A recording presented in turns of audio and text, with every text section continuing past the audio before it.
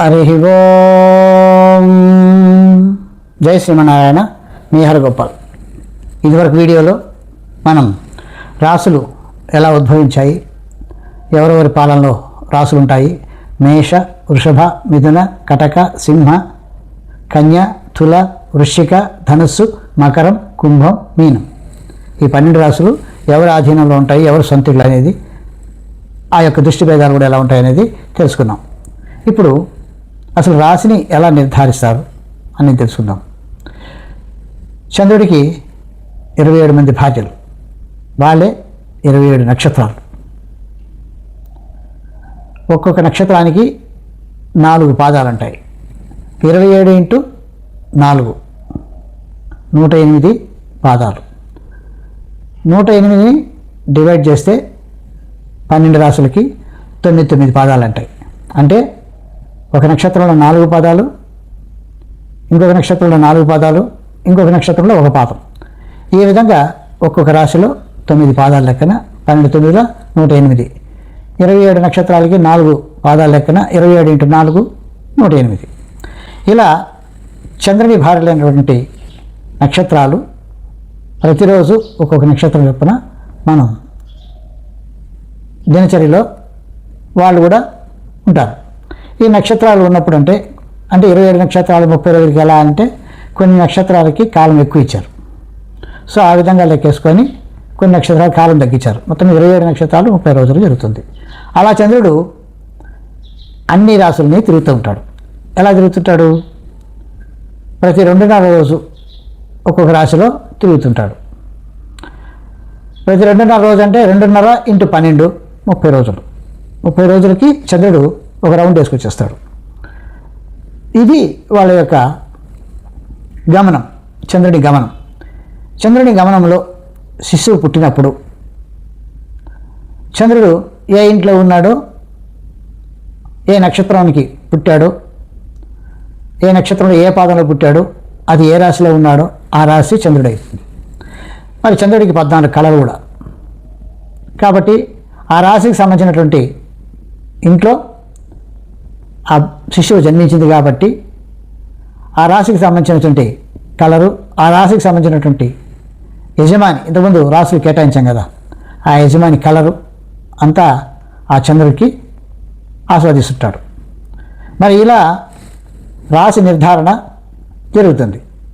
శిశువు జన్మించినప్పుడు ఏ నక్షత్రంలో ఏ పాదంలో జన్మించారో, అంటే ఒక నక్షత్రానికి 4 పాదాలు అనుకున్నాం. ఒక నక్షత్రం ఒక రోజు 4 పాదాలు అంటే 6 గంటలు 6 గంటలు 6 గంటలు 6 గంటలు 6 4 24 గంటలు.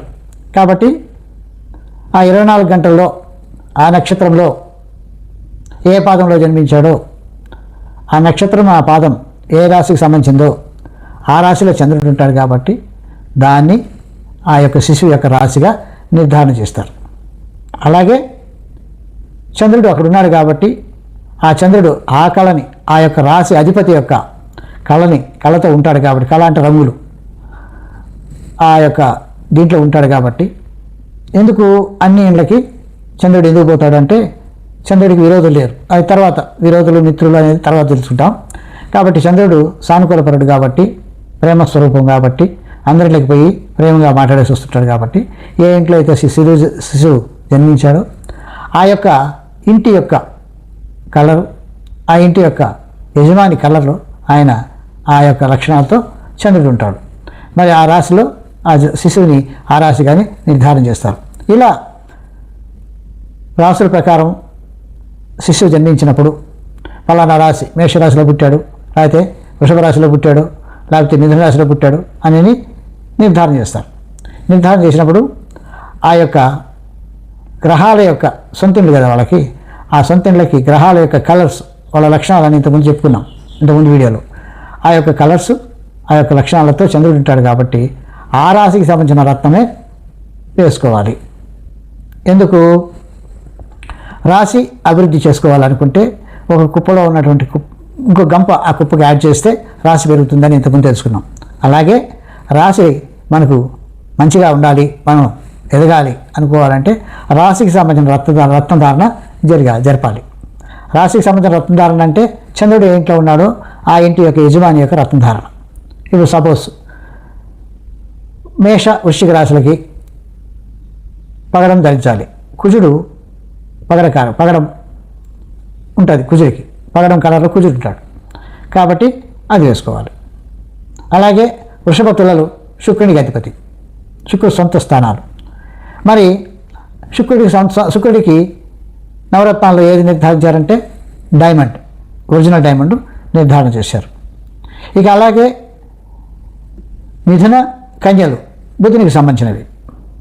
మరి బుధునికి పచ్చ మరకతం అంటారు, ఎమరాల్డ్ గ్రీన్ అంటారు, వాటిని ధరించాలి. అలాగే కర్కాటకం చంద్రుడికి సొంతిల్లయింది, ఆయన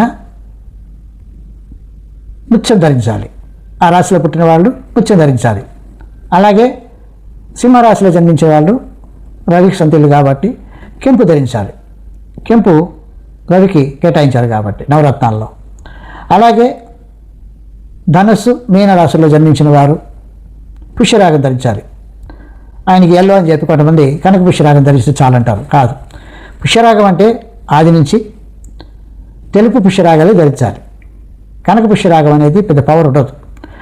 గురువు ఎల్లోయిష్గా ఉంటాడు కాబట్టి కనక పుష్యరాగం వేసుకోవచ్చులే అని అంటారు కొంతమంది. అది కాదు, ఆయనకి నవరత్నాల్లో కనక పుష్యరాగం లేదు, పుష్యరాగం ఉంది కాబట్టి తెలుపు పుష్యరాగం గురువుకు సంబంధించింది కాబట్టి ధనస్సు మీన రాశుల వాళ్ళు పుష్యరాగం వేసుకోవాలి. ఇక మకర కుంభరాశుల వారు నీలం ధరించాలి. నీలం అంటే బ్లూ అని కొంతమంది ఉంటారు, టిక్ బ్లూ అంటారు, కొంతమంది నలుపు అంటారు. శనికి నలుపు ఉంటుంది, కాదు. అసలు శని నలుపు కారకుడు కాదు, బ్లూ కారకుడు కాదు, ఆకాశం కలర్. ఒక మాటలో చెప్పాలంటే మయూర నీలం అంటారు, కొంతమంది ఇంద్రనీలం కూడా అంటారు. ఏది ఏమైనా కానీ ఆకాశం కలర్లో శని ఉంటాడు. శనికి ఆకాశ కలర్ అంటే ఇష్టం కాబట్టి నీలం అదే విధమైనటువంటి నీలాన్ని ధరించాలి.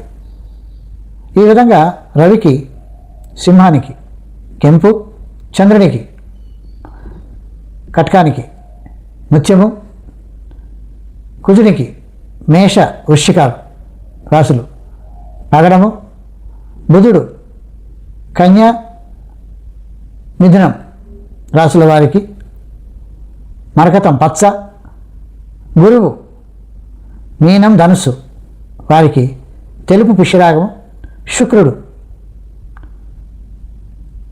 తుల వృషభ రాశుల వారికి ఒరిజినల్ డైమండ్, శని మకర కుంభరాశుల వారికి మయూర నీలం లేదా ఇంద్రనీలం ఆకాశం కలర్లో ఉండేటటువంటి లైట్ బ్లూ. ఈ విధంగా నవగ్రహాలకి నవరత్నాలలో 7 రత్నాల గురించి చెప్పారు. ఇక రాహు కేతువులకి అంటే వీళ్ళకి సొంతిల్లు లేకపోయినా నీడలో ఉంటారు కాబట్టి, ఆయా పంచలో ఉంటారు కాబట్టి, వాళ్ళు ఛాయాగ్రహాలు కాబట్టి వాళ్ళకు కూడా గోమేధికం రాహువుకి, వైఢూర్యం కేతువుకి అలాట్ చేశారు. ఈ విధంగా రాశులకు మాత్రమే నవరత్నాలు ధరించాలి. ఏ రాశి వారు ఏ రత్నం ధరించాలో ఆ రాశి వారు ఆ రత్నమే ధరించాలి. ఈ మధ్య కొంతమంది నక్షత్రాన్ని బట్టి కూడా ధరించవచ్చు అని కూడా, నక్షత్రాధిపతి ఎవరైతే ఉంటారో దానికి సంబంధించిన రాయి ధరించాలని కొంతమంది, నేను విమర్శించను. కానీ రాశులు 12 రాశులలో 3 నక్షత్రాలు ఉంటాయి. మరి ఏ నక్షత్రంలో పుట్టాడో ఆ నక్షత్రాధిపతి ఆ రాశికి విరోధిగా ఉంటే, రాశ్యాధిపతికి విరోధిగా ఉంటే క్లాషెస్ జరుగుతాయి. కాబట్టి యాంటీ ఎలిమెంట్స్ ఆ అబ్బాయి మీద, ఆ శిష్యు మీద ప్రయోగం జరుగుతుంది. కాబట్టి రాశికి సంబంధించింది మాత్రమే రత్నధారణ జరగాలి. ఏ రాశికి సంబంధించిందో ఆ రాశ్యాధిపతి ఎవరో ఆ రాశ్యాధిపతికి సంబంధించిన రత్నధారణ జరగాలి. ఇక రాహుకేతువులు అంటే రాహు ఆ రాశిలో ఉంటే ఆ టైంలో మాత్రమే 1.5 సంవత్సరం ఉంటాడు రాహు, కేతు 1.5 సంవత్సరం ఉంటాడు, ఇద్దరు ఒకేసారి మారుతుంటారు. కాబట్టి ఆ 1.5 సంవత్సరం మాత్రమే రాహుకు సంబంధించిన ఇబ్బందులుగా ఉంటే రాహుకు సంబంధించిన గోమేధికం, కేతువుకు సంబంధించిన వైడూర్యము వేసుకోవడం శుభకరం. కాబట్టి రాసులు రత్నధారణ గురించి మీకు తెలియజేశాను. హరి ఓం. జై శ్రీమన్నారాయణ.